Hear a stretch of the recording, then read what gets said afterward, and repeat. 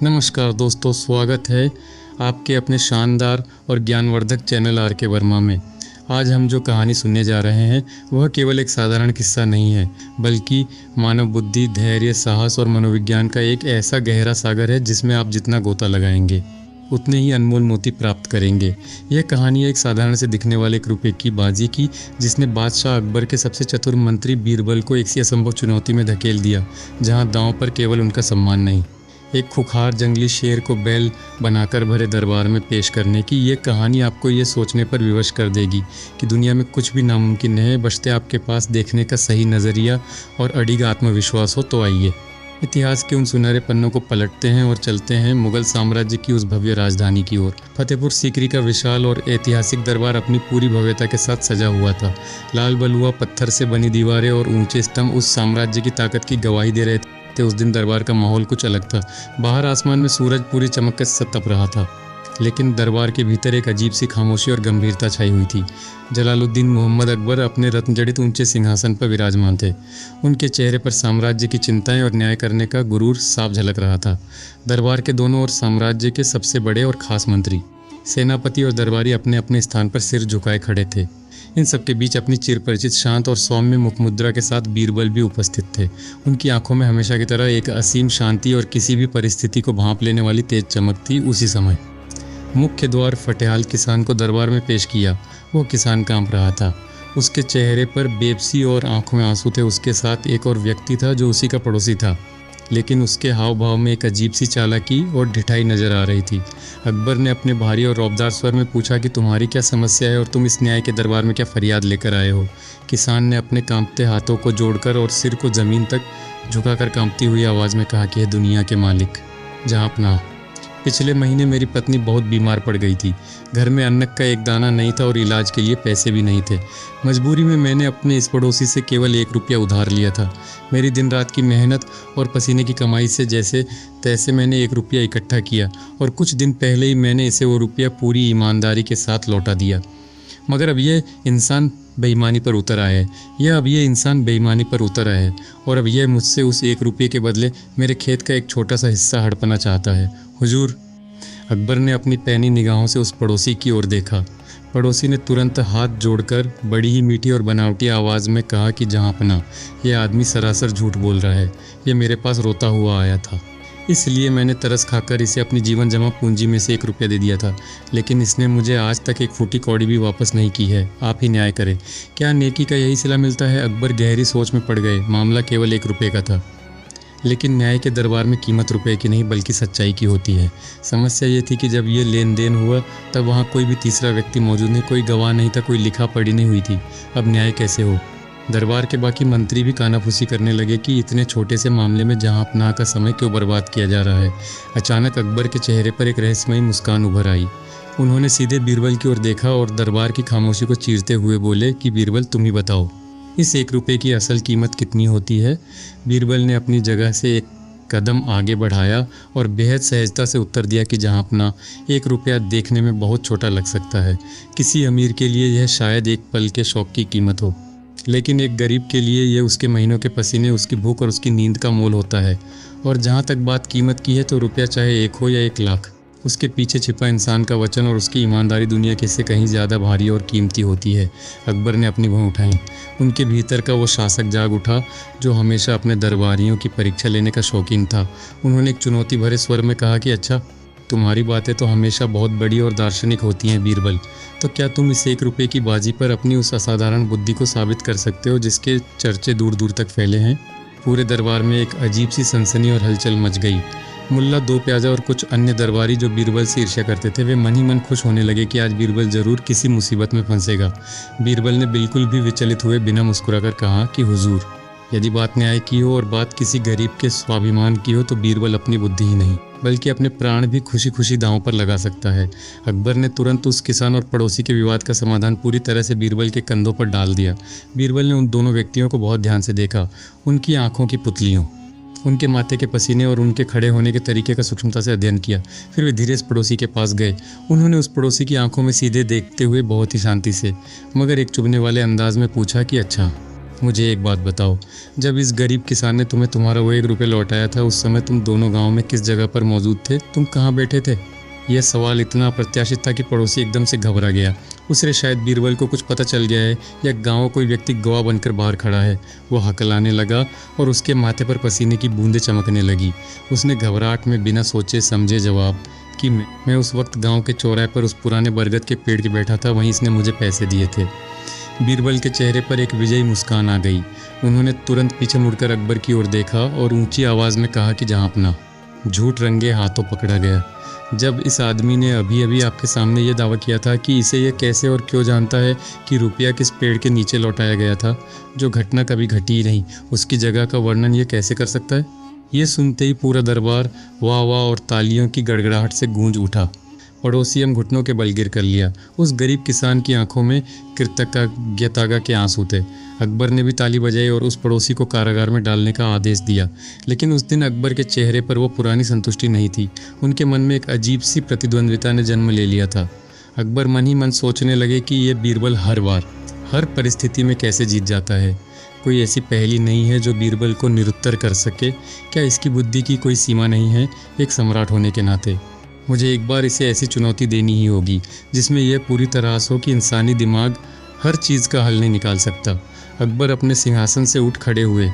उन्होंने अपना हाथ उठाया जिससे पूरे दरबार में तुरंत सन्नाटा छा गया। उन्होंने गंभीर और भारी स्वर में कहा कि बीरबल, तुमने अपनी चतुराई से इस 1 रुपये की बाजी तो जीत ली। तुम्हारी बुद्धि की दाद देनी होगी। लेकिन अब मेरी तरफ से तुम्हारे लिए दूसरी बाजी है। यह मुग़ल सम्राट का आदेश है। बीरबल ने पूरी नम्रता से अपना सिर झुकाया और कहा कि हुक्म कीजिए। जहाँ अपना आपका हर आदेश मेरे लिए पत्थर की लकीर है।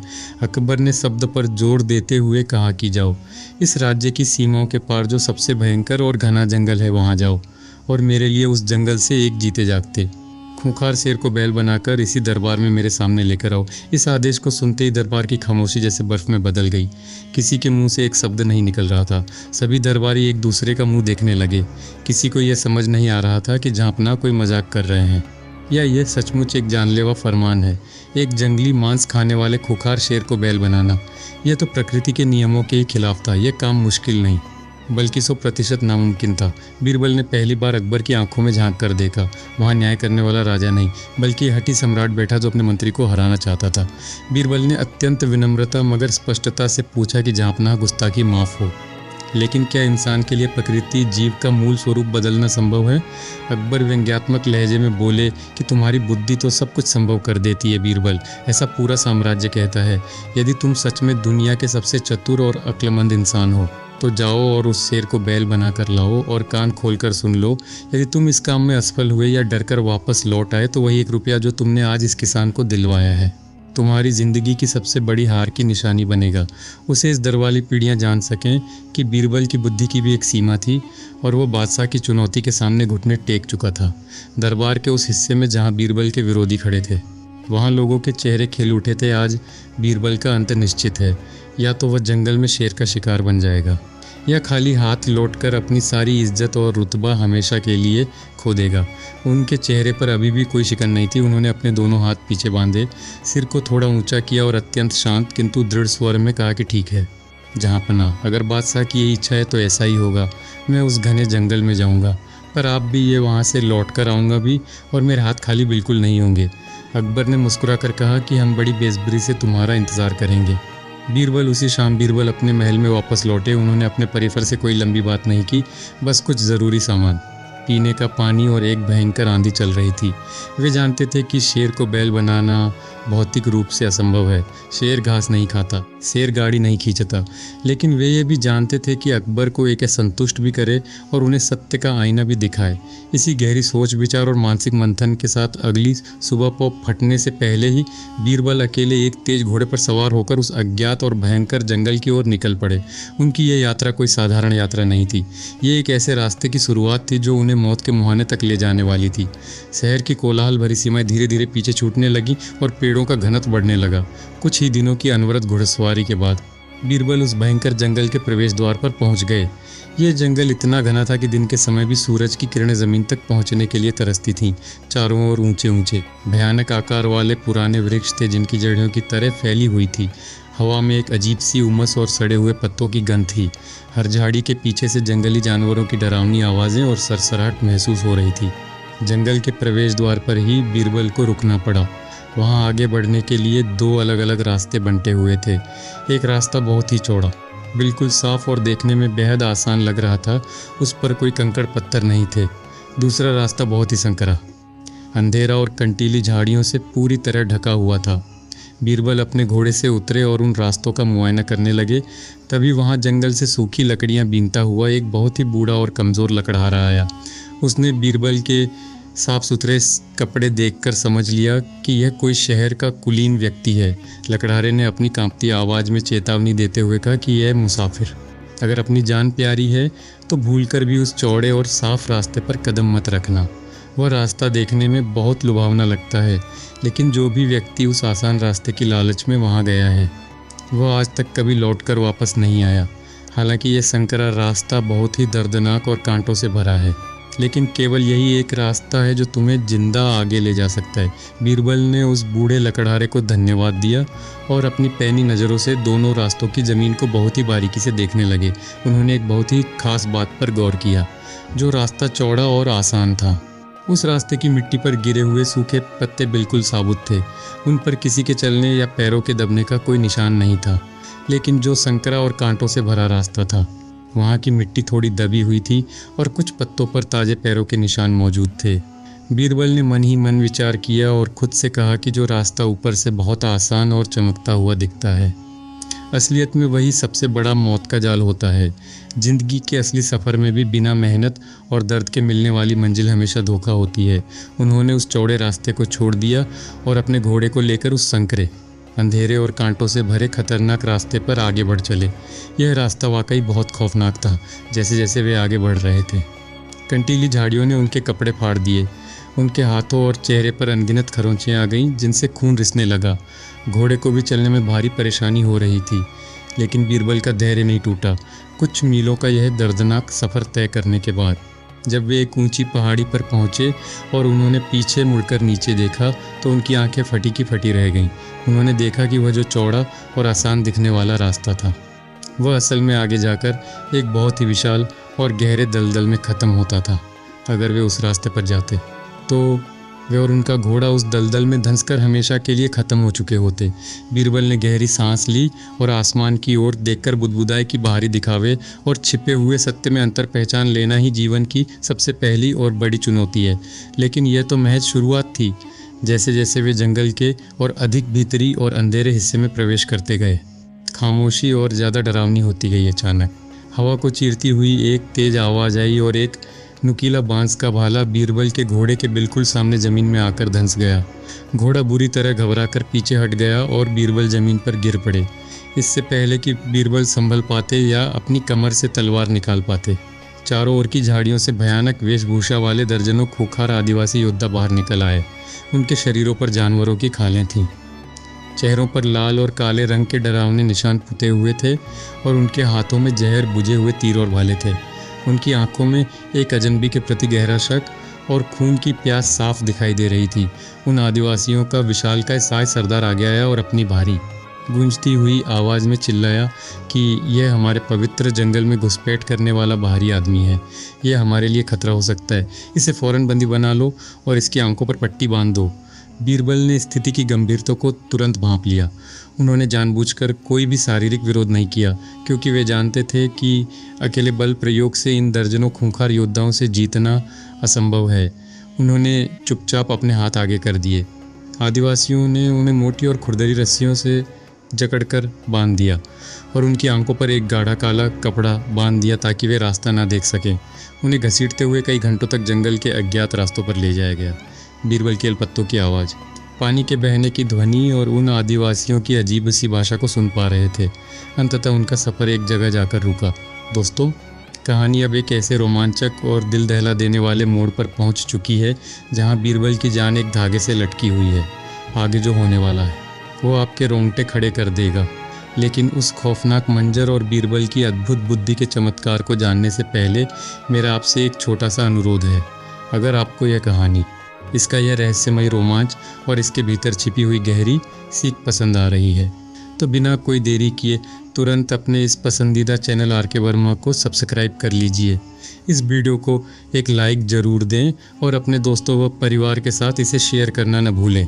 आपका ही प्यार और सपोर्ट हमें आपके लिए ऐसी ही शानदार, ऐतिहासिक और ज्ञान से भरपूर कहानियाँ लगातार लाते रहें की प्रेरणा देता है। तो चलिए वापस चलते हैं उस खौफनाक जंगल की ओर और देखते हैं कि मौत के मुहाने पर खड़े बीरबल अब क्या करते हैं। जब बीरबल की आंखों से वह खुरदरी पट्टी झटके से हटाई गई तो रोशनी आंखों में चुभने लगी, लेकिन जैसे ही उनकी दृष्टि स्पष्ट हुई, बीरबल जैसे ज्ञानी और शांत व्यक्ति का हृदय भी एक पल के लिए खौफ से कांप उठा।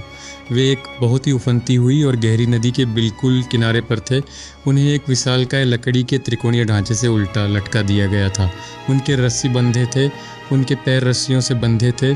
पानी से कुछ ही फीट की ऊंचाई पर झूल रहा था, लेकिन सबसे भयानक बात वह पानी नहीं था। उस पानी के भीतर, ठीक बीरबल के सिर के नीचे, 3 बेहद विशाल और भयानक मगरमच्छ अपना खूंखार जबड़ा खोले हुए धीरे धीरे तैर रहे थे। वे बस इंतज़ार कर रहे थे कि कब यह रस्सी कटे और ये इंसान उनके पेट में जाए। आदिवासी सरदार नदी के किनारे एक पत्थर पर पैर रखकर खड़ा हुआ और क्रूरता से हंसते हुए बोला कि ए अजनबी, हमारे इस कबीले और हमारे जंगल का एक बहुत ही सख्त नियम है। जो भी बाहरी व्यक्ति बिना हमारी अनुमति के हमारे इस पवित्र जंगल की सीमा में प्रवेश करता है, हम उसे अपने देवताओं के वाहन, इन भूखे मगरमच्छों का जीवित भोजन बना देते हैं। अब तुम्हारी ज़िंदगी के केवल कुछ ही पल बचे हैं।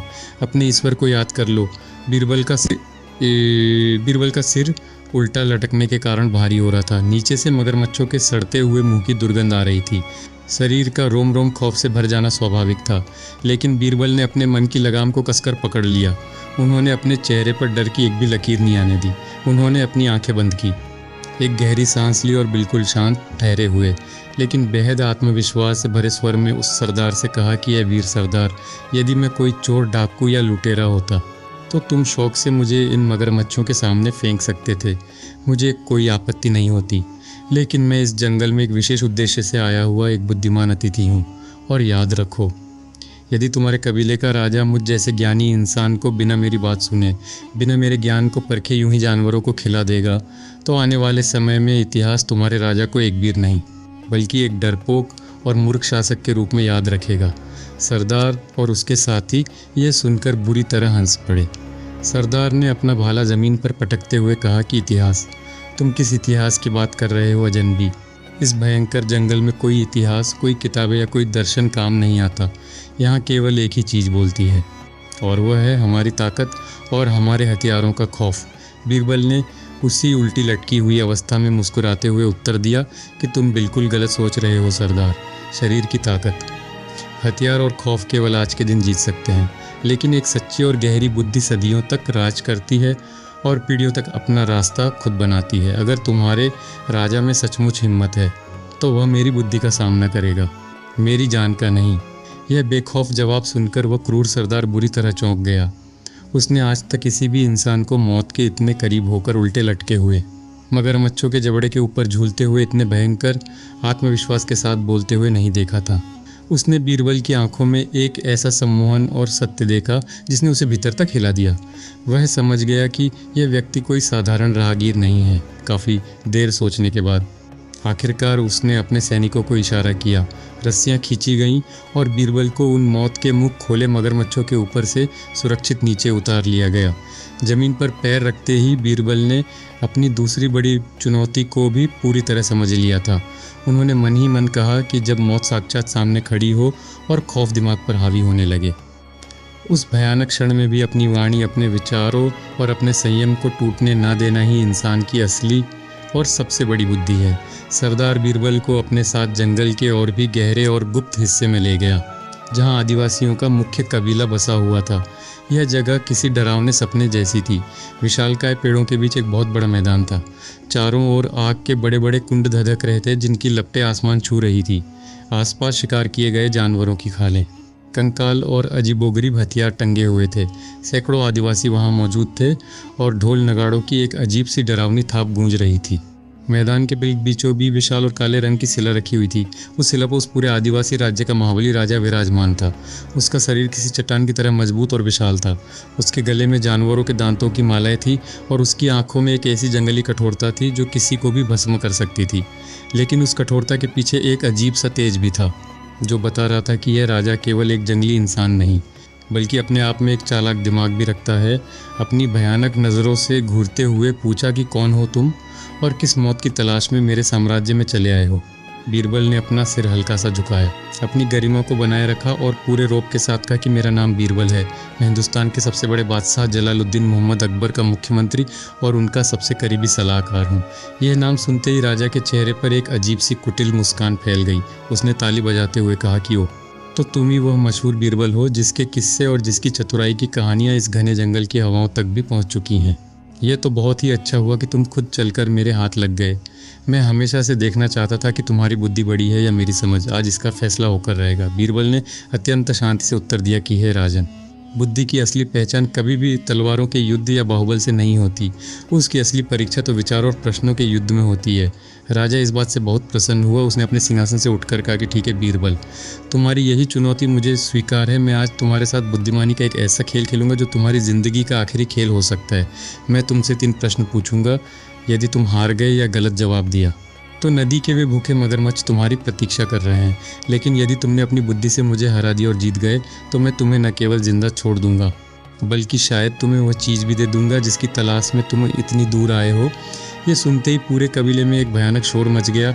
ढोल और तेज बजने लगे। इस अनोखे मानसिक युद्ध को देखने के उत्सुक हो गए। ये बीरबल की तीसरी सबसे खतरनाक मानसिक चुनौती थी।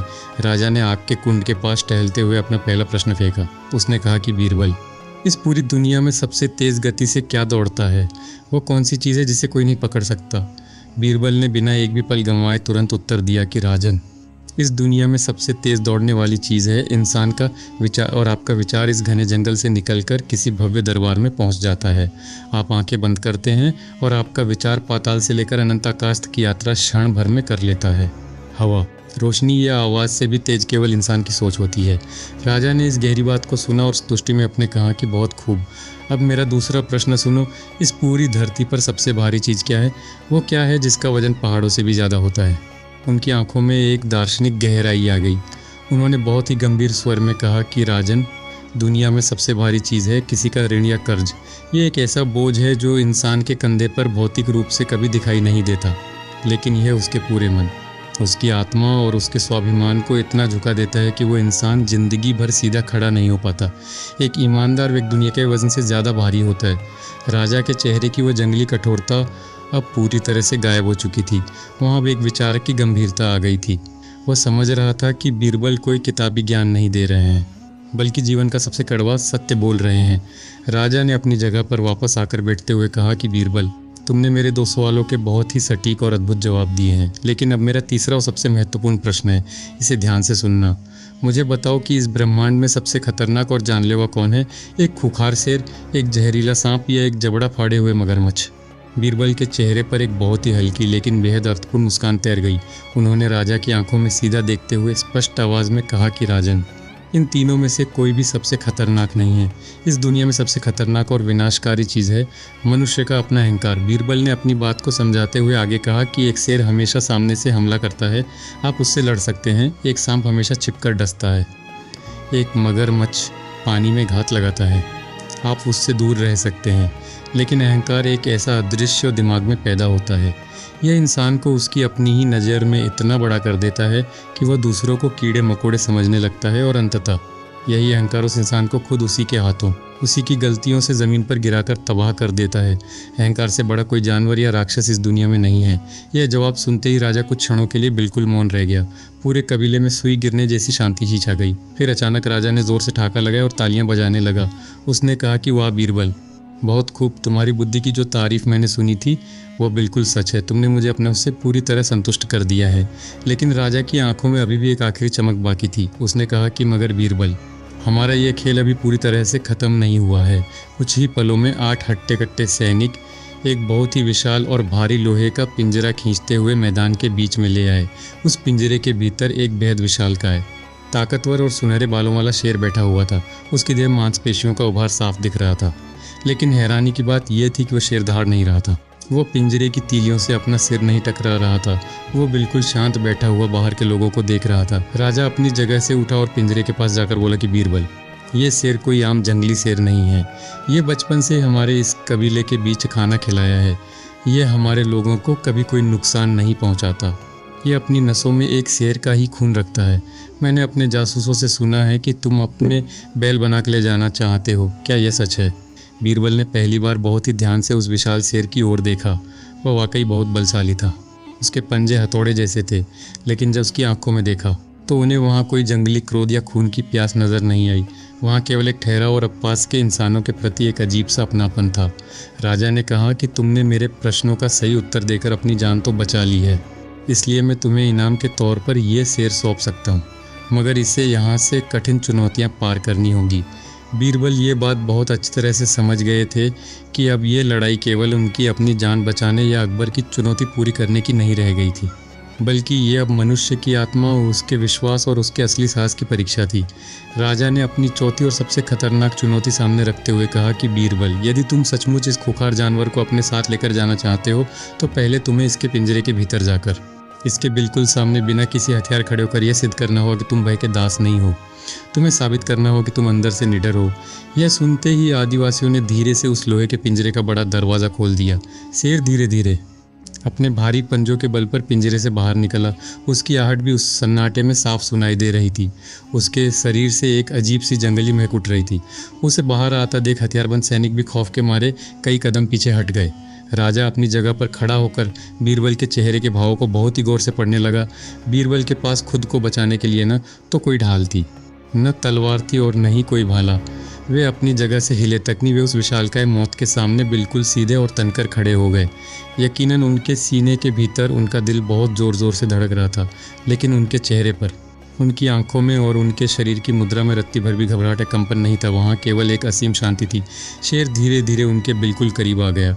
उसने अपना विशाल सिर बीरबल के पैरों के पास लाया, उनके कपड़ों को बहुत ही गहराई से सूंघा। उसने बीरबल के चक्कर लगाया मानो वो इस इंसान की रूह को पढ़ रहा हो, और फिर सभी को अचंभे में डालते हुए वह शेर अचानक कुत्ते की तरह शांति से बैठ गया। पूरे कबीले में एक भयानक आश्चर्य की लहर दौड़ गई।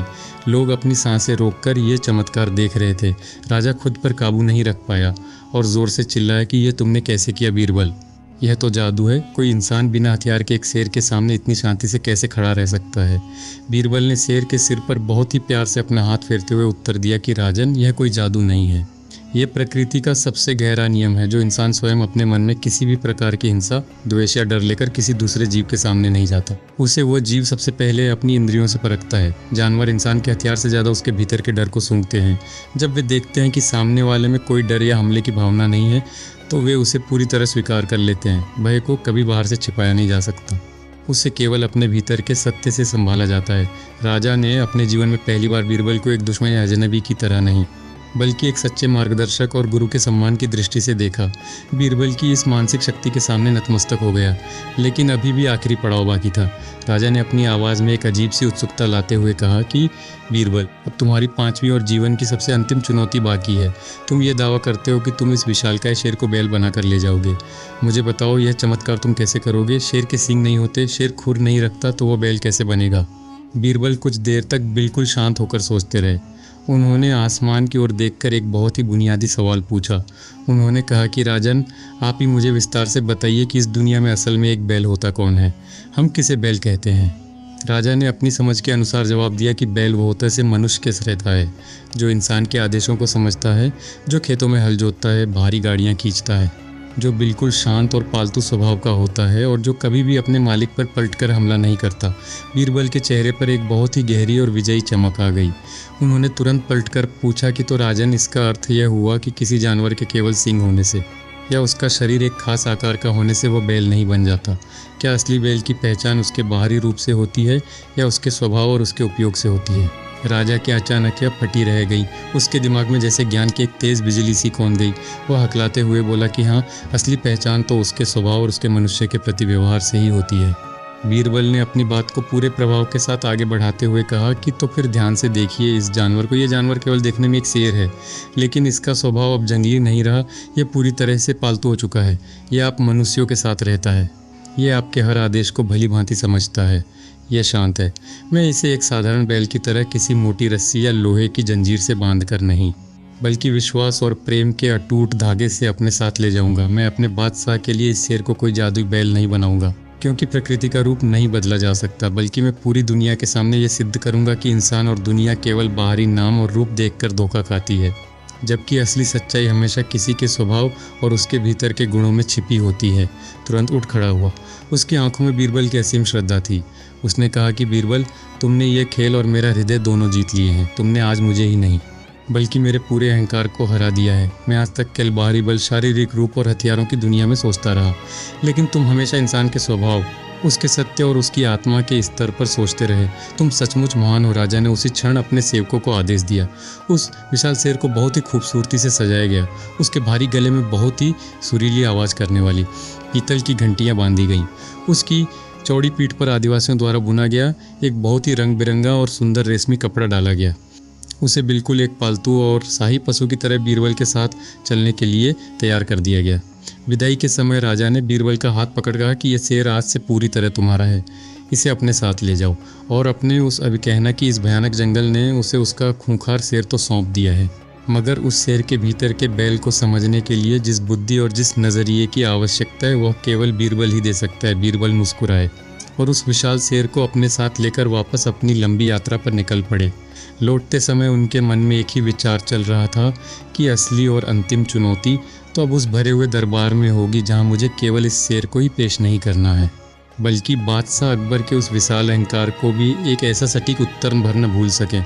कई हफ्तों का समय बीत चुका था। राजधानी फतेहपुर सीकरी में हर तरफ यह अफवाह फैल चुकी थी कि बीरबल उस खौफनाक जंगल में या तो आदिवासियों के हाथों मारे गए हैं या किसी जंगली जानवर का शिकार बन गए हैं। दरबार में बीरबल के विरोधी अपनी खुशी छिपा नहीं पा रहे थे। अकबर भी भीतर ही भीतर एक अजीब सी बेचैनी और आत्मग्लानि महसूस करने लगे थे। उन्हें लगने लगा था कि अपने अहंकार के कारण उन्होंने अपने सबसे अनमोल रत्नों को खो दिया है। एक दिन सुबह सुबह का समय था। दरबार अपनी पूरी गरिमा के साथ सजा हुआ था। तभी मुख्य द्वार का पहरेदार बुरी तरह आफ्त और पसीने से तरबतर होकर वो दरबार के बिल्कुल बीचों बीच आकर गिरा। उसने घबराते हुए जोर से चिल्लाकर कहा कि जहाँपना, अनर्थ हो गया है। बीरबल वापस लौट आए हैं, लेकिन उनके साथ सचमुच एक बहुत ही भयानक और विशाल शेर दरबार की तरफ चला आ रहा है। ये सुनते ही पूरे दरबार में एक भयानक भगदड़ और कोलाहल मच गया। जो दरबारी अपनी बहादुरी की कसमें खाते थे, वे डर के मारे अपने अपने स्थानों से पीछे हट गए और एक दूसरे के पीछे तने सुरक्षा गार्ड अपनी तलवारें निकालने लगे। अकबर भी अचंभित होकर अपने राजसी सिंहासन से उठ खड़े हुए। उनकी नज़रें मुख्य द्वार पर टिक गईं और तभी दरबार के उस विशाल और नक्काशीदार दरवाजे से बीरबल ने पूरे आत्मविश्वास के साथ प्रवेश किया। उनके चेहरे पर वही पुरानी सौम्य और रहस्यमयी मुस्कान थी और उनके ठीक पीछे, बिल्कुल उनके कदमों से कदम मिलाता हुआ, वह विशालकाय सुनहरे बालों वाला शेर अपनी पूरी राशि और शांत चाल से चल रहा था। उसके गले में बंधी पीतल की घंटियों की छन छनली आवाज़ पूरे सन्नाटे भरे दरबार में गूंज रही थी। उसकी पीठ पर वो रंगीन कपड़ा झूल रहा था। वो न तो किसी दरबारी की तरफ देखकर गरज रहा था, न ही कोई हिंसक हरकत कर रहा था। वो बिल्कुल एक नियंत्रित कार्य और पालतू जानवर की तरह बीरबल के आदेशों के अधीन चल रहा था। अकबर की आंखें फटी की फटी रह गईं। उन्होंने अपने जीवन में अनगिनत युद्ध देखे थे, लेकिन ऐसा चमत्कार उन्होंने कभी नहीं देखा था। ये तुमने क्या किया? यह तो सचमुच एक बहुत ही खूंखार शेर है। यह किसी को नुकसान क्यों नहीं पहुंचा रहा? बीरबल दरबार के बीचों बीच आए, झुककर मुगल सम्राट को अपना सम्मान दिया और बहुत ही संयत और गहरी आवाज़ में कहा कि जी हाँ जहाँपना, यह पूरी तरह से एक शेर ही है, लेकिन आपके शाही आदेश और आपकी चुनौती के अनुसार मैं आज इस भरे दरबार में इसे एक बैल बनाकर लाया हूँ। और तीखे स्वर में पूछा कि तुम मेरे साथ पहेलियाँ मत बुझाओ बीरबल, मजाक मत करो। शेर कभी बैल कैसे हो सकता है? ये बैल कैसे हुआ? बीरबल ने अत्यंत विनम्रता लेकिन पूरे दरबार को संबोधित करते हुए ऊंची आवाज़ में कहा कि जहाँपना, यदि इस दुनिया में बैल की परिभाषा केवल चले जो बिना कोई हिंसा किए अपने मालिक का हर आदेश माने, जो स्वभाव से बिल्कुल शांत हो और जो समाज के लिए एक उपयोगी और आज्ञाकारी साथी हो, तो फिर आप ही मुझे बताइए कि ये सामने खड़ा शेर किसी भी मायने में एक बैल से कम कहाँ है? दरबारियों के चेहरों पर अब खौफ की जगह घोर आश्चर्य ने ले ली थी। बीरबल ने आगे कहा कि जहाँपना, केवल बाहरी रूप, उसके नाम और उसके दांतों की बनावट से यह एक शेर है, लेकिन अपने अंदर के स्वभाव और अपने चरित्र से यह पूरी तरह से एक पालतू जानवर है। जो इंसान केवल बाहरी रूप और अपनी आंखों के धोखे पर यकीन करके किसी के बारे में अपना निर्णय ले लेता है, वह हमेशा सत्य की गहराई से कोसों दूर रह जाता है। दरबार में ऐसा सन्नाटा छा गया मानो हवा ने भी चलना बंद कर दिया हो। बीरबल ने अपनी बात को समाप्त करते हुए कहा कि हुजूर, आपने मुझे एक असंभव आदेश दिया था कि मैं शेर को बैल बनाऊं। इस प्रकृति का कोई भी शाश्वत नियम नहीं बदला है। मैंने शेर का भौतिक रूप नहीं बदला है, परंतु मैंने अपनी बुद्धि से यह सिद्ध कर दिया है कि किसी भी इंसान या चीज़ के नाम, उसके बाहरी रूप और उसके द्वारा पैदा किए गए झूठे भय के पीछे जो असली सत्य छिपा होता है, उसे पहचान लेना ही दुनिया की सबसे असली और महान बुद्धि है। चुनौती का मतलब उसे तोड़ना नहीं, बल्कि उसे एक नया अर्थ से निरुत्तर और गंभीर हो चुके थे। उनका अहंकार पूरी तरह से टूटकर ज़मीन पर बिखर चुका था। उन्होंने बहुत ही धीमी आवाज़ में पूछा कि बीरबल, ये सब इतना आसान नहीं हो सकता। तुम इस सत्य तक कैसे पहुँचे? यह सब कुछ कैसे संभव हुआ? तब बीरबल ने उस भरे दरबार में अपनी उस खौफनाक जंगल की पूरी लंबी और रोंगटे खड़े कर देने वाली कथा विस्तार से सुनाई। उन्होंने बताया कि कैसे आसान दिखने वाले रास्ते असल में मौन बंदले बनाए, कैसे मगर मच्छों के ठीक ऊपर उल्टा लटकते हुए भी उन्होंने अपने भीतर के डर को हावी नहीं होने दिया, कैसे उन्होंने उस आदिवासी राजा के उन 3 सबसे कठिन दार्शनिक प्रश्नों के उत्तर दिए, और कैसे उन्होंने उस पालतू शेर के सामने बिना हथियार के खड़े होकर अपने निर्भय होने का प्रमाण दिया। यह पूरी दास्तान सुनकर पूरे दरबार के लोग स्तब्ध रह गए, उनके रोंगटे खड़े हो गए। जो दरबारी कुछ समय पहले तक बीरबल की मौत की दुआएं मांग रहे, उनकी हार का बेसब्री से इंतजार कर रहे थे, वे सभी आज शर्म और ग्लानि से अपने सिर झुकाए हुए फर्श की ओर देख रहे थे। अकबर काफ़ी देर तक बिल्कुल मौन अवस्था में अपने सिंहासन पर बैठे रहे। वे अपने भीतर एक बहुत बड़ा बदलाव महसूस कर रहे थे। फिर धीरे धीरे उनके चेहरे पर एक बहुत ही संतोषजनक और सच्ची मुस्कान उभर आई। वे अपने रत्नजड़ित सिंहासन से नीचे उतरे, चलते हुए बीरबल के बिल्कुल करीब आए और अपने दोनों हाथों से बीरबल के कंधों को पकड़कर बहुत ही भावुक होकर बोले कि मेरे प्यारे दोस्त बीरबल, मैंने अपने भीतर पल रहे झूठे अहंकार शांत करने और तुम्हें दुनिया के सामने हराने के लिए यह भयानक चाल चली थी। लेकिन उस 1 रुपये की बहुत ही छोटी सी बाजी से शुरू हुई मेरी यह मूर्खतापूर्ण परीक्षा आज मेरे पूरे जीवन के लिए सबसे बड़ी और महान सीख बन गई है।